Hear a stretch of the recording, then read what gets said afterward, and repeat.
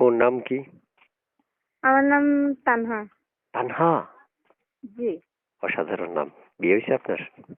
জি না ভাইয়া, বিয়ে শাদী হয়নি। ভাবছিলাম তো আপনার বিয়ে না হইলে তো আমার দাদারে করাবো, কারণ দাদাও তো মারা গেছে অনেক আগে। তাহলে আমার বাকি দাদা যারা আছে ভিডিও দেখছে, তারা যদি কল দেয় রিসিভ করবেন?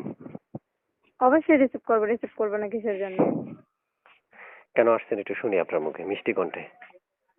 আমি এসেছি যে আমার দায়িত্ব নেবে, আমার পাশে থাকবে, সুন্দর একটা মনের মানুষের জন্য আমি আসি আর কি। আমি থাকি না, আমাদের নিজস্ব কোনো বাড়ি ঘর নাই, আমার আব্বু আম্মু নাই, আমি দূর সম্পর্কে একটা মামার টাইম থাকি, আমার একটা ছোট বোন আছে ফ্যামিলিতে, আর কেউ নাই। তাই আমার যে দায়িত্ব নেবে, আমার পাশে থাকবে, আমার ভালোবাসা আর কি, তার ঘরের সাথে বানাইতে চাইবে, সেরকমই একটা মানুষের জন্য আমি আসি। প্রিয় দর্শক, এই মুহূর্তে যার সাথে কথা বলছি আপনিও চাইলে তার সাথে কথা বলতে পারবেন। আমি জানি অনেক জনের মনে ইচ্ছে করতেছে তার সাথে কথা বলতে, কারণ তার কণ্ঠ শুনে অনেকজনে ফিদা হয়ে যাচ্ছেন। তো হচ্ছে আপনাদের জন্য সেই ব্যবস্থা আমি দিয়ে রেখেছি।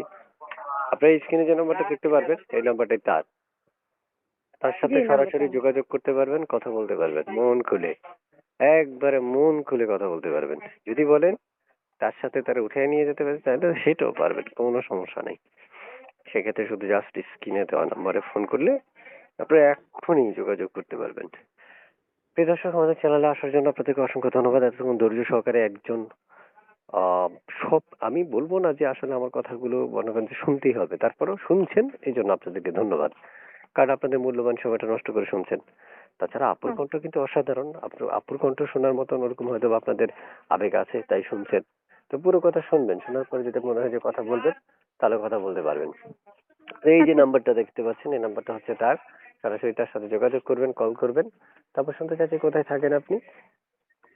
ভাইয়া, আমার বাড়ি, দেশের বাড়ি হচ্ছে যে সুনামগঞ্জ, আর আমি থাকি এখন বর্তমানে আছে কুমিল্লা। মাশাআল্লাহ, যাক। আপু, আপনার কণ্ঠটা কিন্তু অসাধারণ। একটা হাসি দিলেন না, খুব কষ্ট পাইলাম। ভাইয়া, বুকের মধ্যে অনেক কষ্ট, তার মধ্যে যদি হাসি থাকে কেমন দেখা যাবে? না, তারপরেও একটু হাসি দেওয়া দরকার না? কারণ হচ্ছে যারা গোমরা মুখে থাকে, যাদের কণ্ঠ সুন্দর, চেহারা সুন্দর, তারা গোমরা মুখে থাকলে মোটেও ভালো লাগে না, বুঝছেন? তাই সেটা তো ঠিক সবসময় আছে, কিন্তু সবসময় তো মানুষের মুখে হাসি মানায় না। আচ্ছা ভাইয়া, আমার ভিডিওটা একটু ভালো করে ছাড়বেন, ঠিক আছে? প্রিয় দর্শক, এই মুহূর্তে যারা যুক্ত আছেন আমি শেষ করছি। আপু মনে হয় হাসবে না, আপুর কুতু কুতু দেওয়া ছাড়া হাসে না আপু। তো ঠিক আছে, আপনারা অবশ্যই আপুকে ফোন করতে পারবেন। ফোন করলে সে আপনারাই তার হাসি শুনতে পারবেন, কথা শুনতে পারবেন। ভালো থাকেন আপু। আল্লাহ হাফেজ, আচ্ছা। আসসালামু আলাইকুম।